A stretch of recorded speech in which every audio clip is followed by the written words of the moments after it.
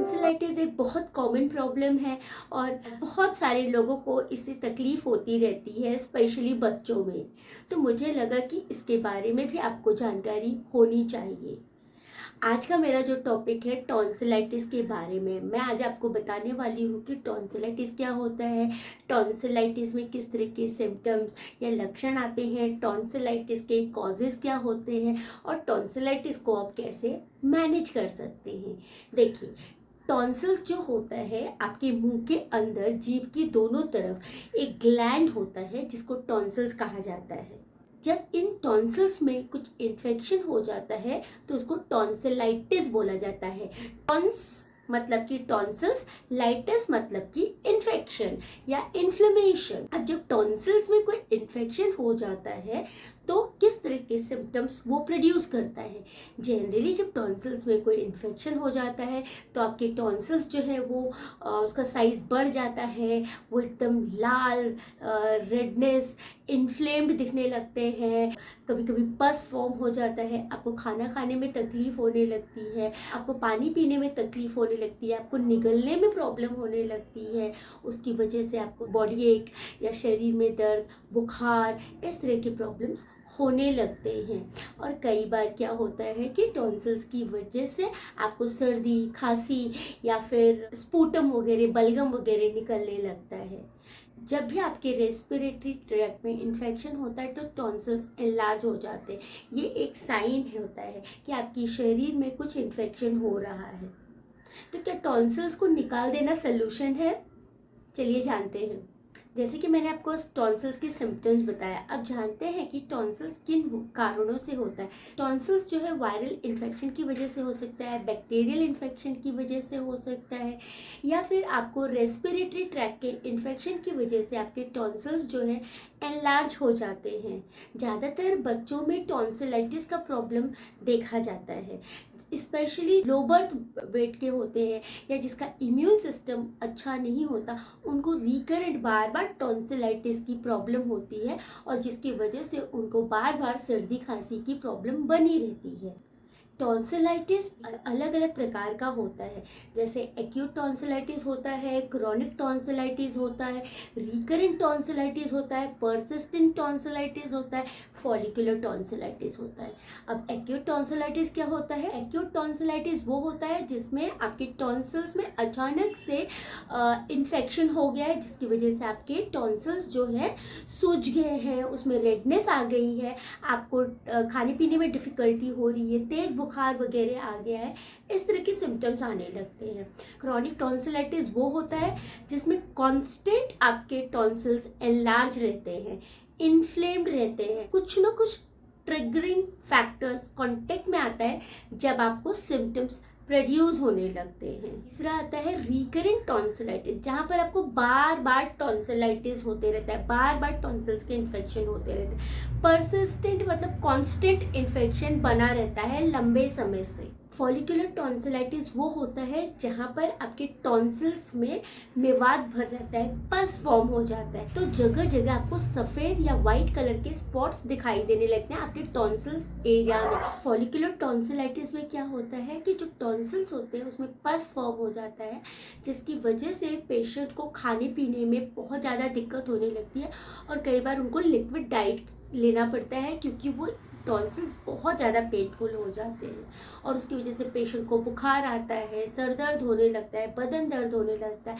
खांसी आने लगती है उस इरिटेशन की वजह से। अब टॉन्सिलाइटिस का जो ओवरऑल सिम्टम्स है उसकी बात करें तो आपके टॉन्सिल्स में सूजन आ जाती है, वहाँ पर रेडनेस हो जाता है, वो इन्फ्लेम्ड हो जाता है।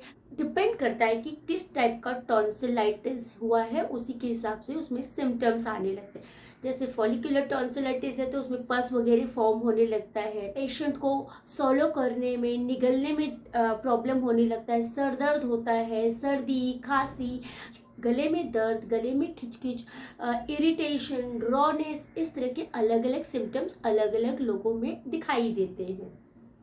मैंने बहुत सारे पेशेंट में देखा है कि उनको बार बार सर्दी खांसी की प्रॉब्लम होती है और जब उनको टॉन्सिल्स एग्जामिन करो तो वो इन्फ्लेम्ड ही होता है, वो हमेशा स्वेलन ही रहता है और वो क्या करते हैं, जैसे बाकी जगह वो गए, उन्होंने दवाई लिया, कुछ सिम्टोमेटिक ट्रीटमेंट लिया, जिसकी वजह से उनके सिम्टम्स चले गए, लेकिन टॉन्सिलाइटिस वैसा का वैसा ही है। वो हमेशा स्वेलन ही रहता है, वो हमेशा इन्फ्लेम्ड ही रहता है। बट होम्योपैथिक मेडिसिन लेकर मैंने देखा है कि पेशेंट का जो टॉन्सिलाइटिस है, जो उसका स्वेलिंग कंटिन्यूसली बना रहता है, वो धीरे धीरे कम होने लगता है, जिससे पेशेंट का जो बीमार होने की टेंडेंसी है वो धीरे धीरे कम होने लगती है। तो इस तरह के पेशेंट को बराबर से केस हिस्ट्री लेकर इनको काफ़ी हेल्प किया जा सकता है होम्योपैथिक के द्वारा। सालों साल पेशेंट का टॉन्सिलाइटिस ऐसे ही रहता है। अब कुछ पेशेंट को जैसे किसी खाने पीने की चीज़ों से एलर्जी हो सकती है, जैसे कुछ ठंडा खा लिया, पी लिया, आइसक्रीम खा लिया, कोल्ड ड्रिंक ले लिया, ठंडा पानी पी लिया, कुछ ठंडा फ्रूट खा लिया, या कुछ स्पेसिफिक फ्रूट खा लिया, खट्टे कुछ फ्रूट्स वगैरह खा लिए, वेदर चेंज हो गया, या गर्मी में या ठंडी में ऐसे कुछ स्पेसिफिक वेदर्स होते हैं, या कुछ स्पेसिफिक फूड आइटम्स होते हैं, जब वो कांटेक्ट में आता है तो टॉन्सिलाइटिस इन्फ्लेम्ड हो जाता है और वो पेनफुल हो जाता है, और उसमें अलग अलग सिम्टम्स प्रोड्यूस होने लगते हैं। बेसिकली ये एक तरह से एलर्जिक प्रॉब्लम की वजह से भी होता है, इसलिए होम्योपैथिक में इसका बहुत ज़्यादा स्कोप होता है। अब टॉन्सिलाइटिस को मैनेज कैसे करें? देखिए, टॉन्सिलाइटिस को मैनेज करने के लिए सबसे पहले आपको गार्गलिंग करना है। 1 ग्लास पानी लेना है, उसमें 1 चुटकी नमक डालना है, और आधा पानी आपको उसका पीना है, और आधे से गार्गलिंग करना है। दूसरा चीज़ है कि आपके थ्रोट को रेस्ट देना है। दिन भर में जितना हो सके आपको गर्म पानी ही पीना है, गर्म सूप वगैरह आप ले सकते हैं। तेल मसाले की चीज़ें आपको अवॉइड करनी है।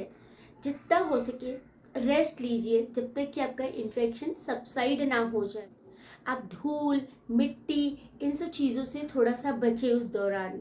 अगर किसी स्पेसिफिक फूड की वजह से, किसी स्पेसिफिक वेदर की वजह से हो रहा है, तो उसमें आप पूरा प्रिकॉशन लीजिए। खाने पीने की किसी चीज़ से हो रहा है, तो आप जब आपको टॉन्सिलाइटिस होता है तो वो सारी चीज़ें आप थोड़ा अवॉइड करें, ताकि आपका रिकवरी फास्ट हो सके।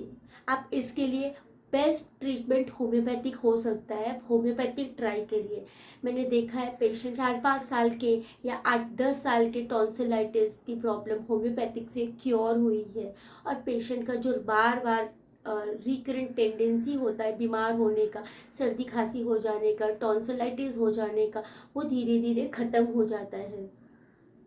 जब मैं मेरे कॉलेज में थी तो मुझे एग्ज़ाम के पहले जनरली टॉन्सिलाइटिस हो जाता था, और मेरे टॉन्सिल्स में पस फॉर्म हो जाता था, और मुझे इतनी तकलीफ़ होती थी कि मैं कुछ खा नहीं पाती थी, कुछ पानी भी नहीं पी पाती थी। तो मेरी मम्मी मुझे खिचड़ी जो है वो मिक्सर में पेस्ट बनाकर एकदम लिक्विड फॉर्म में मुझे दिया करती थी। लेकिन अब बताइए, टॉन्सिल्स का रिलेशन आपके एग्ज़ाम से कैसे है? तो क्या ये एग्ज़ाम फियर की वजह से भी हो सकता है? हाँ, बिल्कुल हो सकता है। कई बार आपके मेंटल एलिमेंट भी इसके लिए काफ़ी हद तक रिस्पॉन्सिबल होते हैं। इसलिए कंप्लीट हिस्ट्री, और पेशेंट किस चीज़ को लेकर सेंसिटिव है, उसको किस चीज़ से प्रॉब्लम हो रही है, उसको सही तरीके से अंडरस्टैंड करके ही दवाई देंगे तो दवाई ज़्यादा असर करेगी। टॉन्सिल्स जो होता है वो आपके रेस्पिरेटरी ट्रैक में अगर इन्फेक्शन हुआ तो उसको दिखाता है। तो टॉन्सिल्स को निकाल देना सोल्यूशन नहीं है, क्योंकि वो एक सिग्नल का काम कर रहा है। अगर आपने सिग्नल को हटा दिया तो आपको पता कैसे करेगा? वो आपको इंडिकेट कर रहा है कि आपकी बॉडी में इन्फेक्शन है, इसीलिए उसमें इस तरह के सिम्टम्स आ रहे हैं। तो उसको निकाल देना, उसको काट देना सोल्यूशन नहीं है, आप उसको ट्रीट करिए। अगर आप उसको सही तरीके से ट्रीट करते हैं, किसी भी तरीके का टॉन्सिलाइटिस हो, किसी भी टाइप का टॉन्सिलाइटिस हो, आप पूरी तरीके से उसको ठीक कर सकते हैं। Thank you so much for watching मी। अगर आपको मेरा वीडियो अच्छा लगा तो मेरे चैनल को लाइक और सब्सक्राइब कीजिए।